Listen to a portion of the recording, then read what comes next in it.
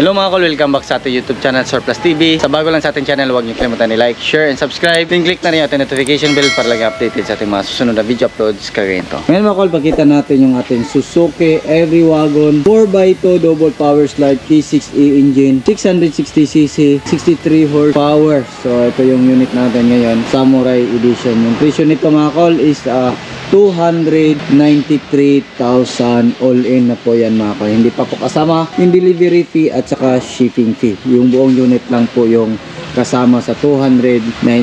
So check na natin kung ano yung mga packages sa ating tag 293.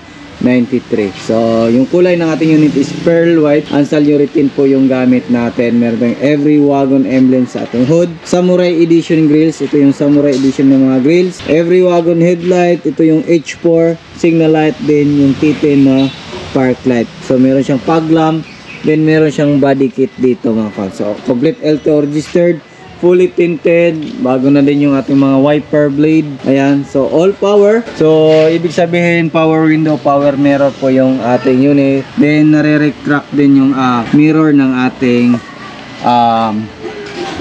side mirror. Ayan, so yan, dito makita natin meron tayong 155 by 70 R13 na gulong. So 13 inches yung mag wheels natin, Japan original. So yung gulong natin is Japan original po ito, pero hindi pa po expire. 2021 goods na goods, makapal pa, kaya hindi natin pinalitan. Yan, makita natin yung kapal ng ating gulong. So hindi natin pinalitan kasi goods na goods naman po siya mga kol. Ayan, dito makita din natin dito. Yan, so rain visor kompleto yan. So check natin dito sa likuran.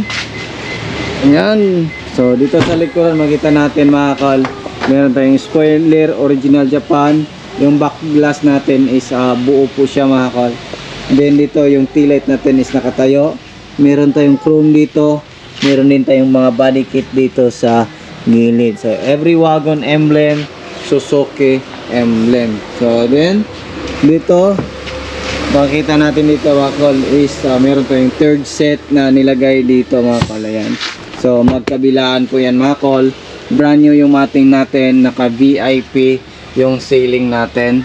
Then makita natin dito pinturado din lahat na mga door pads natin or mga pads dito, cover dito sa gilid ng bagong pintura, back to original yung kulay.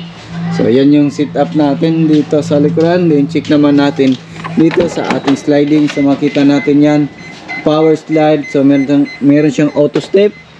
So tanggalin natin yung susi, try natin yung remote niya o magpa-function ba yung kanyang remote. So yan, right side. Then check natin dito sa kanyang left side kung nagpa-function po ba.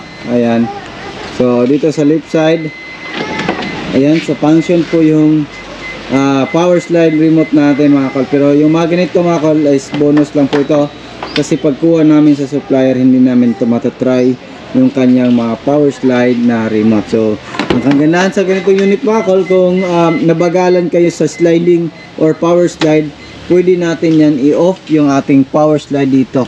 Ayan, off lang natin. Kung gusto din natin na hindi lumabas yung ating auto step, pwede din natin yan i-off dyan.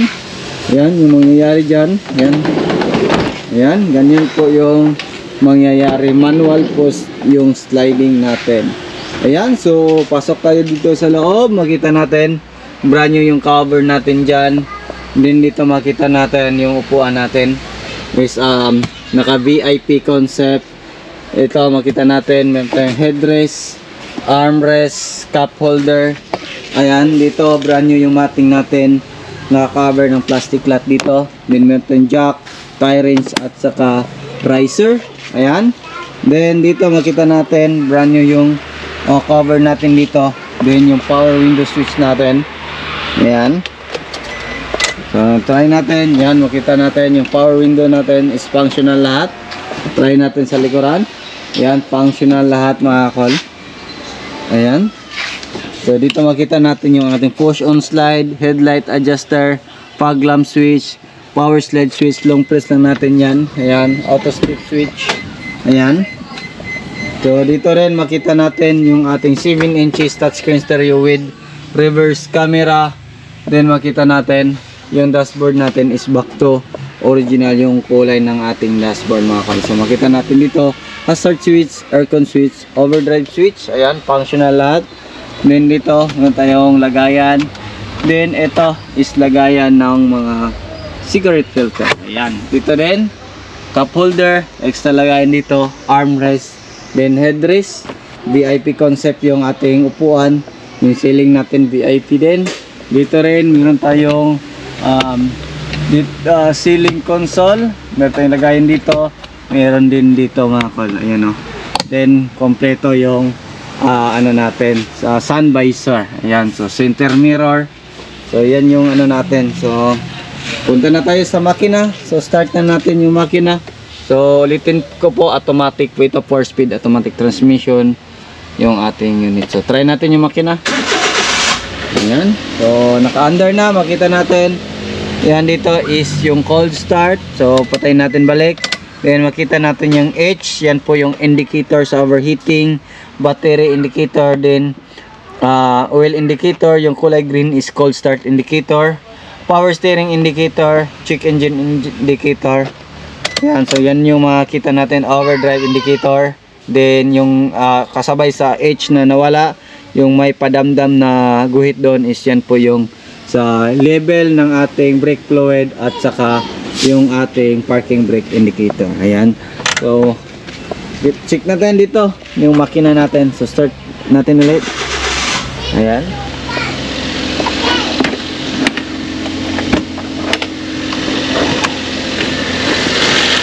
So ayan, makita natin ito yung makina natin. Yung makina natin is P6A engine, 660cc, 63 horsepower, 4-speed automatic transmission. So makita natin turbo po yung unit natin. Check natin. Ayan, so nag-function ng mabuti yung turbo natin. So first time natin ito banda rin. Ayan, so walang usok.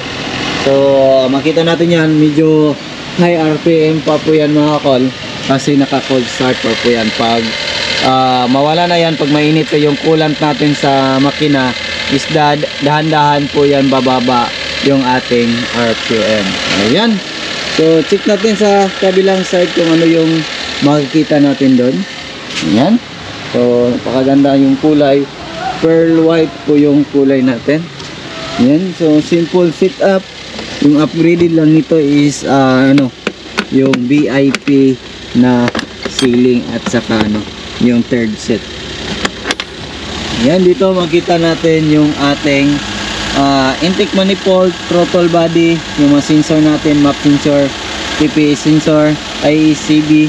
Ayan, so alternator, aircon compressor, then yung ating oil gauge sa makina, then ito yung sa transmission. Yan po yung sa automatic transmission. Main fuse box, ano dito, yung ano natin, air filter housing, din yung ECU. So yan po yung makita natin sa ating unit, natag 293,000 all in na po yan mga kon. So kayo yung mamili ng kulay kung ano yung gusto nyo, pero yan o, ganda ng pearl white, very simple tingnan, napakalinis tingnan mga kon. Hindi din basta-basta makikita yung mga dumi, yung mga konting alikabok compare sa mga dark color o yung mga black color. So yan po yung tag 293,000 natin sa ngayon mga kol.